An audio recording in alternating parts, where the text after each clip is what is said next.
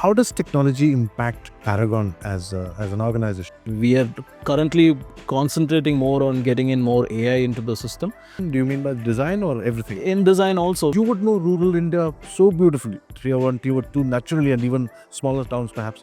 What is your pulse of what's happening in that part of the country today? We're seeing a huge shift in the number of pairs that each of them are buying. From a modest start in Kerala to becoming one of India's largest footwear brands, Paragon has walked alongside millions of Indians for nearly 5 decades. How does a brand that began with rubber slippers reinvent itself for a new generation of style-conscious, comfort-seeking consumers? In this edition of Brand Dialogues, we explore with Sachin Joseph, EVP Marketing and IT, Paragon, the journey of building trust with tradition, step by step. Hi Sachin, thank you very much for having me at your office in Paragon in Bangalore. It's really a pleasure to be here. Thank you so much for coming. Indeed, it's very nice to be here and to see the factory that makes millions of slippers, and perhaps most of India's at least worn it once, if not. Yes, like that.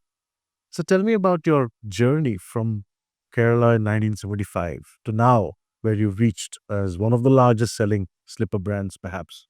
How has that journey come about? Yeah, so this is a family business. So it's my father is one of the promoters. Like that, there are other 8 of them who started this whole business back in 1975. It started in Kerala, like you said, and then once the lot of the demand sort of increased, they thought that it is time for us to sort of expand, and that's how then my father, he came to, along with one of his cousins, they shifted to Bangalore, and then my father was studying at that time. He was doing his law. They were students when they started, is it? Yeah. My father was a student still. I mean, he was doing his. He wanted to come to Bangalore to do his law. He came to Bangalore. He enrolled himself to an evening college so that he can, in the daytime, he can concentrate on expanding the business into Bangalore.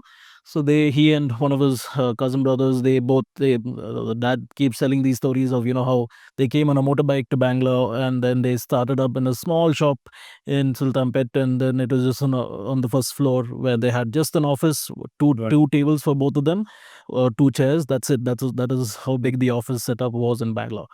And the rubber sheets used to come from Kerala at that time because there was no production as such happening here. And then uh, that became into factories in the head office in Pina that we have right now.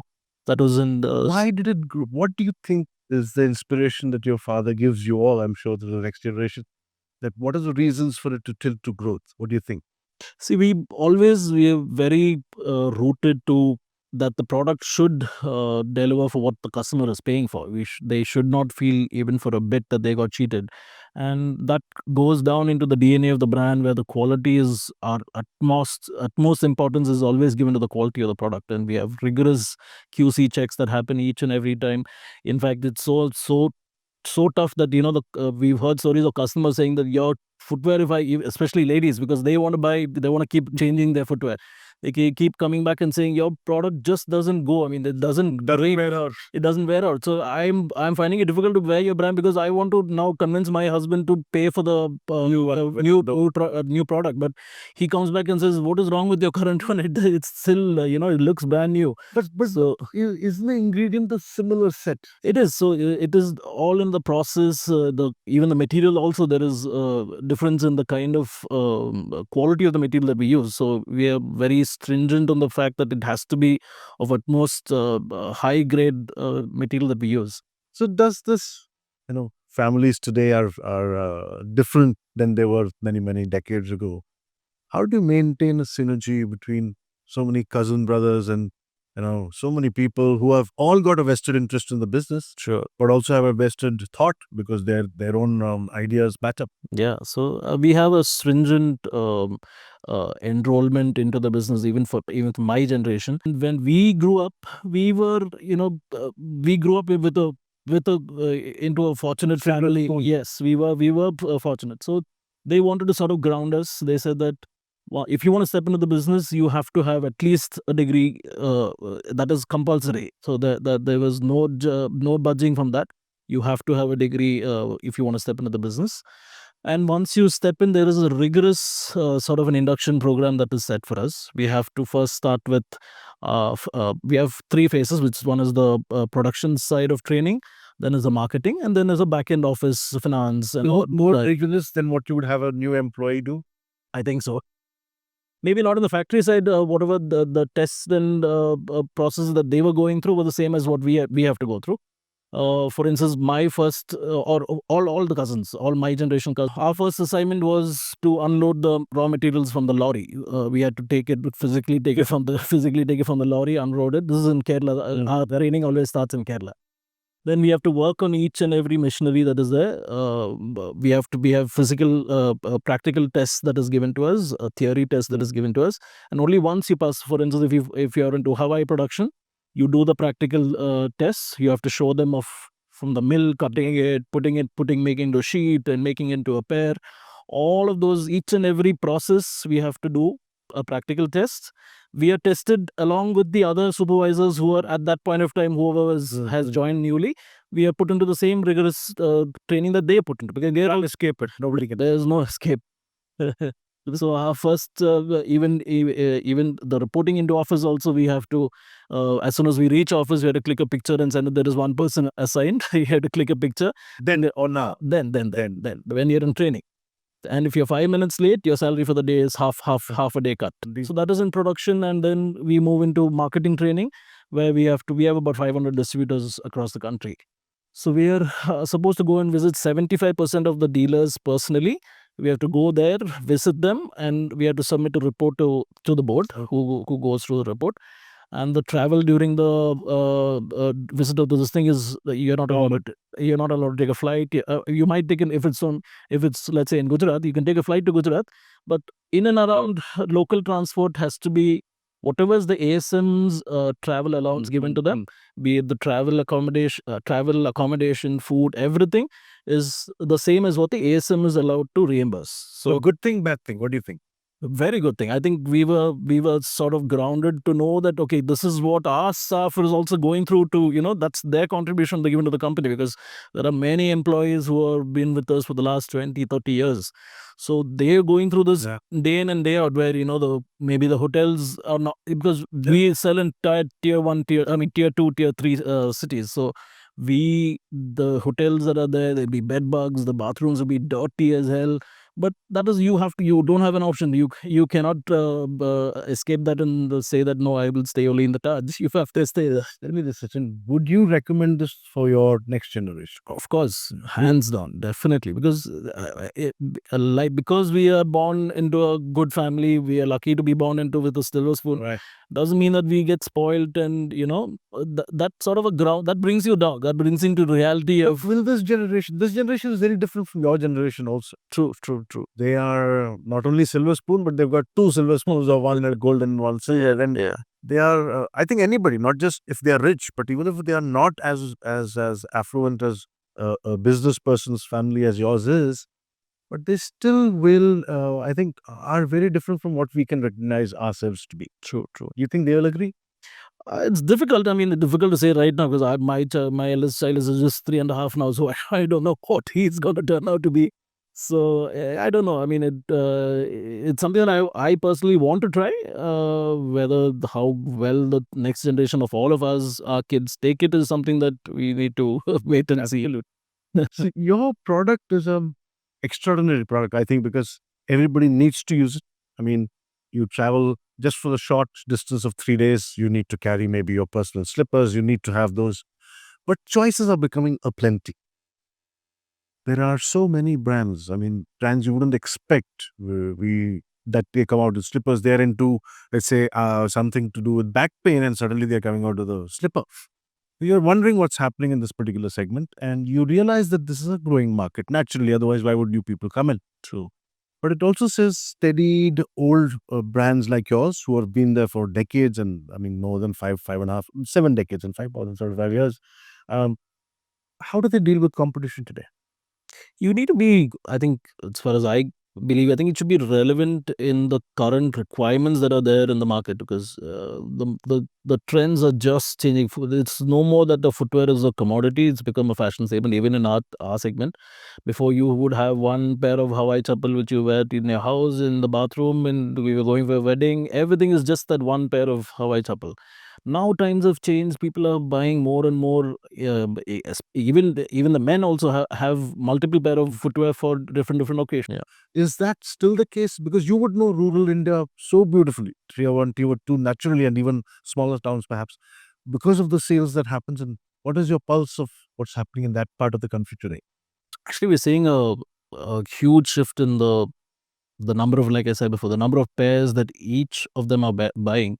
It's no more that they are content with having just one or two pairs. They want to keep adding into their collection of so that they can wear it for different occasions.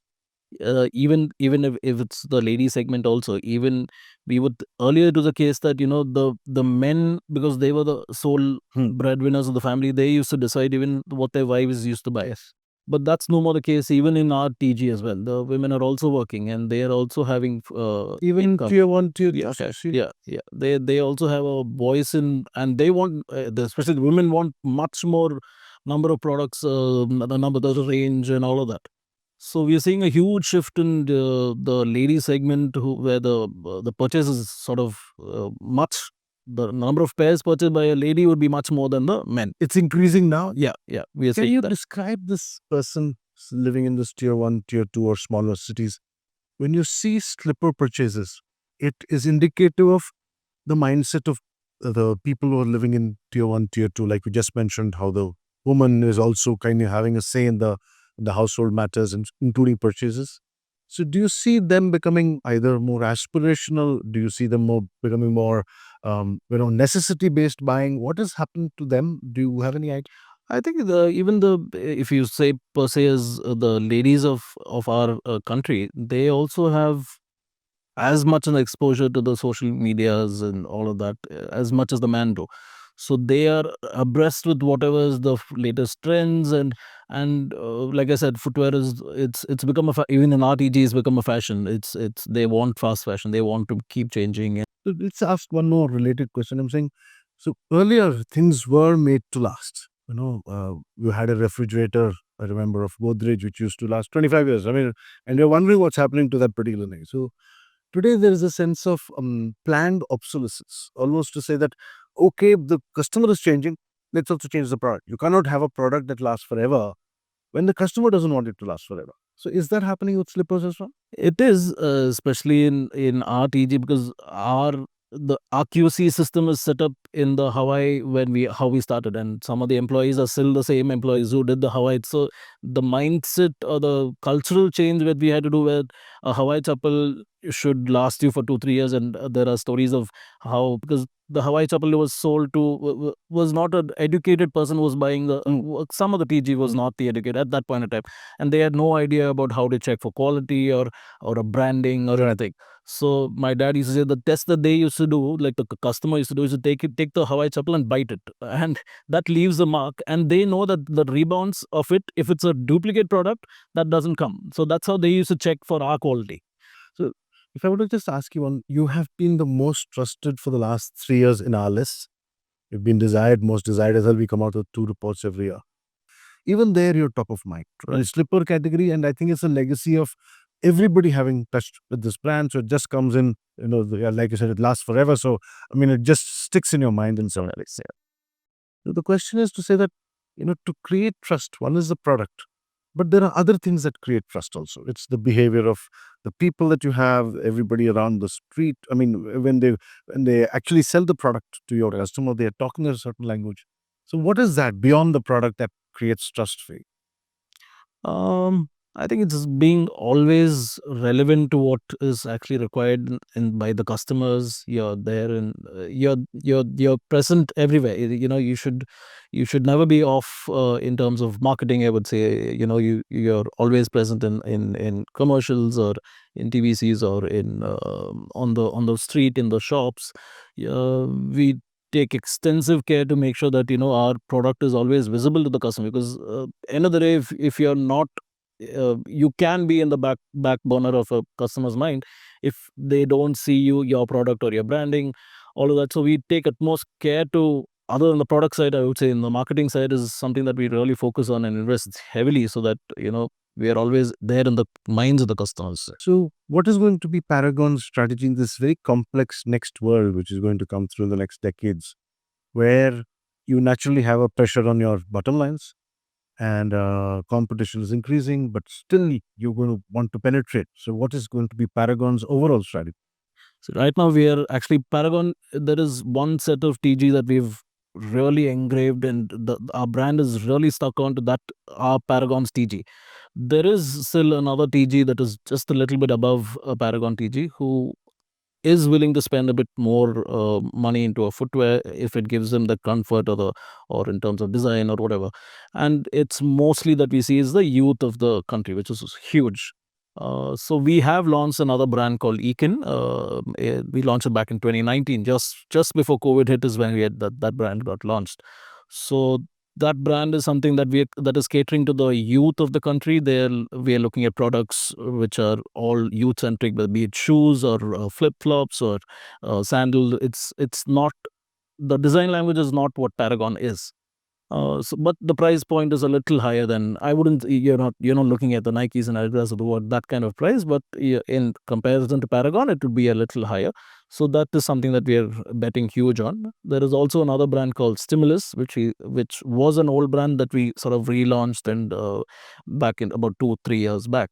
So that is also a similar TG to Paragon, but the product comfort, the product features are a bit more. So you would see a tiny bit of price difference between the Paragon and the thing, but it's more or less the similar sort of TG that we're looking at. So these are two sectors that or brands that we are really investing on to take us to the next level. Question comes to mind that naturally with India, it's in the recent 10 years, you would have done about what 600 million pairs or something like that.